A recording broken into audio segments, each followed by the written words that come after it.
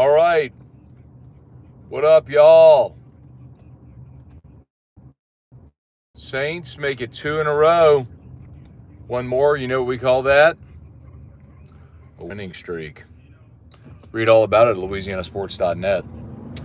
Hey, what do we say when the Saints are playing? Who dat? You gosh darn right, who dat? Where you going? Saints beat the Browns 35-14. Where you going? Nearly 500 yards of offense, tremendous balance. Over two. We're going to look at that game in the fourth quarter, think it was a romp, look at the final score, think it was a romp, 35-14. And I think what people are going to forget is that was a tie game in the fourth quarter, tied at 14. That was a 14-14 game in the fourth quarter. You know what great teams do? You know what winning teams do? They finish. It's the old cliche. It's not how you start, it's how you finish. It is cliche, but most cliches exist because they're true. They're rooted in some truth. Please smash that like button if you would. Subscribe to the channel. Couple thoughts on this game. Jameis went over passing, couple of touchdowns. It was a rough day for Alontae Taylor for the most part. We're looking at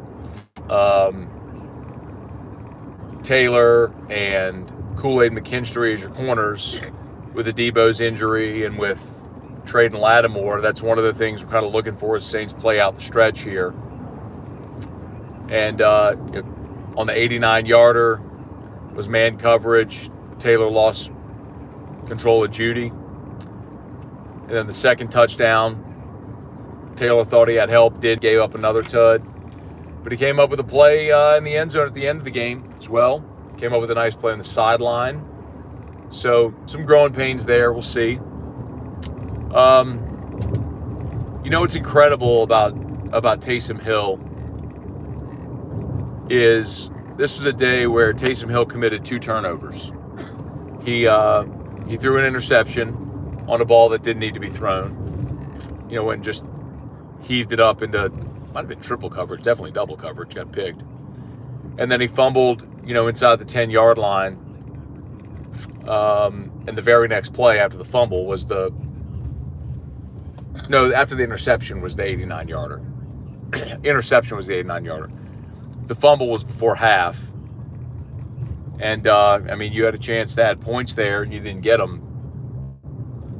But Taysom more than made up for it, man. I'll tell you one of the things I love about Darren Rizzi in this game. You're tied at 14. You got the ball at the 33. The Browns 33. It's 4th down and 2.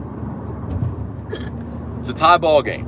Hi, Daddy. Could very easily, Hi, Daddy. hi Drew, kick a field goal there, take the lead. And quite honestly, that's probably the right play. Blake Grupe's been good. It's a tie game. Go take the lead. But instead he says, nope, they haven't been able to tackle Taysom Hill all day. I'm going to put him in the single wing and run him. And I'll be damned if that didn't work. 33 yards for a touchdown on that 4th down play. And at that point, you'd completely change the math. Now all of a sudden, Cleveland's not playing for a field goal to tie. They got to go for a touchdown. And your defense got the stops. So, look, you had some fortune in this game. Dustin Hopkins missed a field goal right before half. Looked like he was going to make one from 38, 32 maybe, 32. Going to the mall. Misses it. There's a holding penalty. They called it on Peyton Turner, but I think it was Rizzi. I think they got the wrong number. Gets another crack at it, misses another one. They, after their first touchdown, the Judy touchdown, penalty on the Saints, moved him half the distance. They decided to go for 2, didn't get it. Cleveland missed some opportunities because they're not a very good team, but the Saints took advantage. And, last week, back to that 4th down play, last week, they went forward on a 4th down similarly, didn't get it. The player said afterwards that They loved going forward on fourth. Showed Rizzi had confidence in him. That's it's a double-edged sword right there. But he's been consistent. Did it last week. Did it again this week. There's a couple of things. But Cleveland's not very good, right? That's now a 2-8 football team. You're 4-7.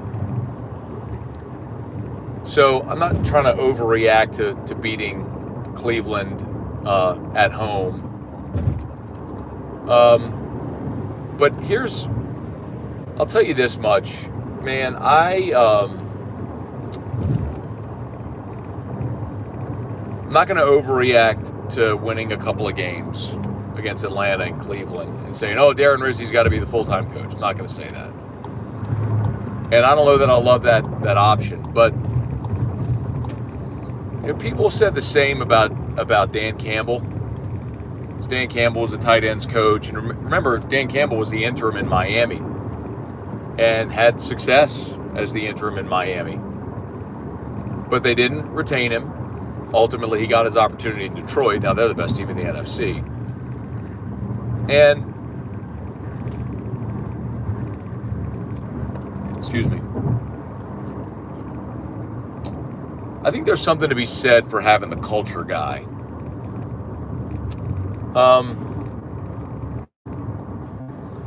Like Dan Campbell's not the great defensive coach. He's not like the offensive play caller or anything like that. So the fear with something like that is you always have to make sure you keep hiring good assistants. It was, not a what and what, but if you look at college, kind of like the Ogeron thing or Sam Pittman at Arkansas, you don't have one guy that's great on one side of the ball, but someone that's going to recruit and have good culture and all that stuff. That's the idea. And if you miss on the coordinator hires, it could fall apart, as we've seen. And so, you look at Detroit, and maybe with Campbell, if Ben Johnson and Aaron Glenn get coordinator jobs, does he not hit on the next hire? And does that maybe cause that thing to unravel? I don't know. But I know this much. It feels a lot different playing the Detroit Lions now than it has for the most of their history. And it's because they're tough and they believe they're going to win. The Saints are not a very good football team. Trevor Penning had a pretty critical holding penalty today. Eric McCoy went out with injury. That same groin, man, I hate to see that. I respect very much McCoy battling to get back from that injury early, but sometimes you got to save someone from themselves. Why not sit him today? And then he gets basically 2 more weeks because now you go into your bye. I hate that for Eric McCoy. I hate that for the Saints. Marquez Valdez-Scantling right now is your best receiver. You plucked him off the street. Your top 2 corners, one of them's traded, one of them's out for the season with injury. You're not very good. Like you're not a great football team. But today you overcame losing the turnover battle 2-0 and allowing 400 yards passing to the opponent, and you still won the game by 3 touchdowns. Last week you got doubled up in total, and you allowed more than they doubled your rushing total last week. They outgained you by 100, but you managed to win a game because, sometimes you have belief, you find ways to win. So I think there's a lot to that, the culture component. There's this part of me that doesn't want to be a prisoner of the moment, so I'm not going to be. I'm not going to sit here and tell you definitively that Darren Rizzi's got to be the coach because you won 2 games. It's kind of like marrying your rebound. She makes you feel good. You get dumped. She makes you feel good. And so you're like, oh, I love you, I'm going to marry. No, that's not generally how you want it to go. But sometimes it works, and, we'll see with Darren Rizzi how this may go. But, today was the day that Taysom Hill turned the ball over twice, but for the most part was unstoppable. The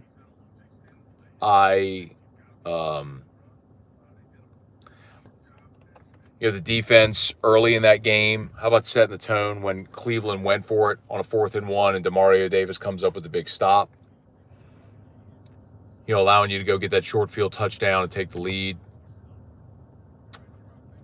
Man, You're going to look at the box score and you're going to see you lost the turnover margin. You're going to look at the box score and see you gave up 400 passing yards to Jameis Winston. You're going to see a lot of stuff you don't like, man. But then the thing that matters is the final score.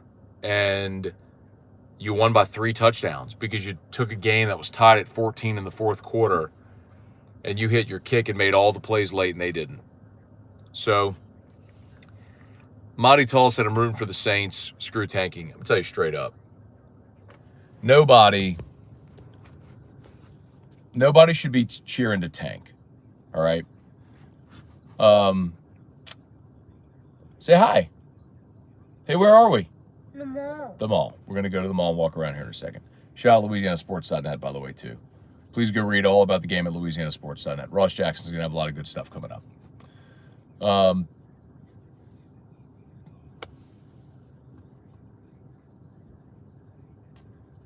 Never going to cheer for my team to lose unless a loss directly benefits them.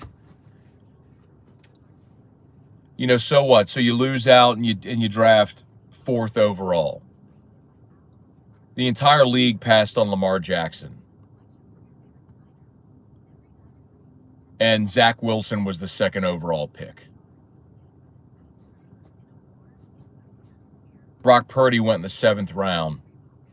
Patrick Mahomes went 10th overall. Mitchell Trubisky was the number 2 pick. So, Matt admitted Carr is great, bro. Shut the fuck up. Like, shut the fuck up. Derek Carr is so fucking mid, bro. He's such a bad.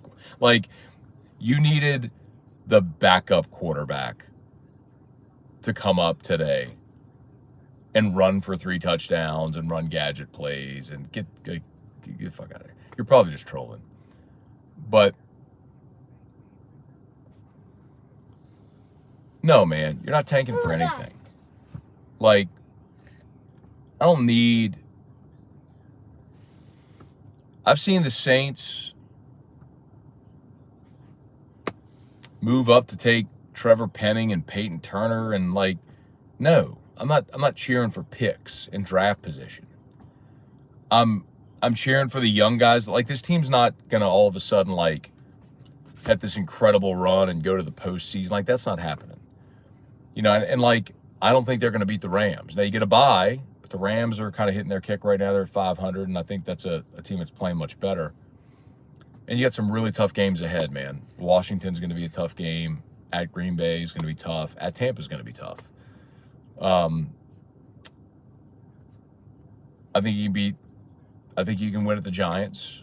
You can beat the Raiders. You know, it's probably 5-6 win team. You're 4 right now. They can get to 6. Beat the Giants. Beat the Raiders.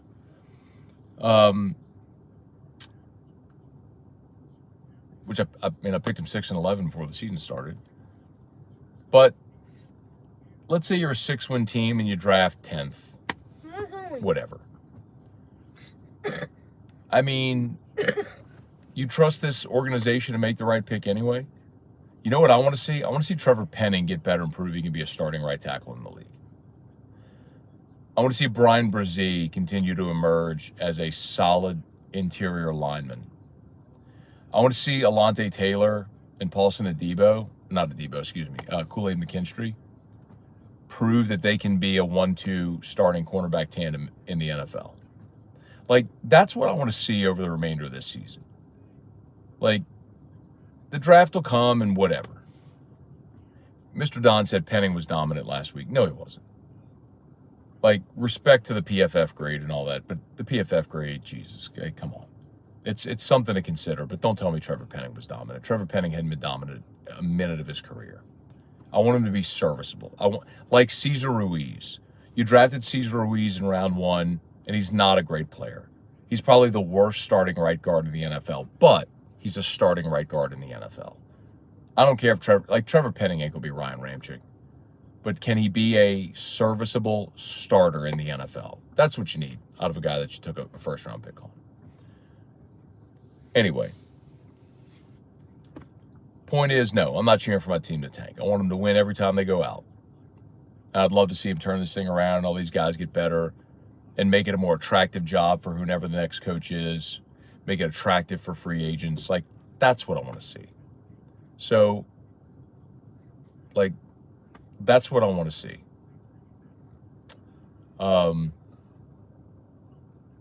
Back-to-back wins, good vibes. This team plays hard for Clint Kubiak, or I just saw Clint Kubiak on a comment. For Darren Rizzi, it's clear he's brought emotion into this locker room again where there was none.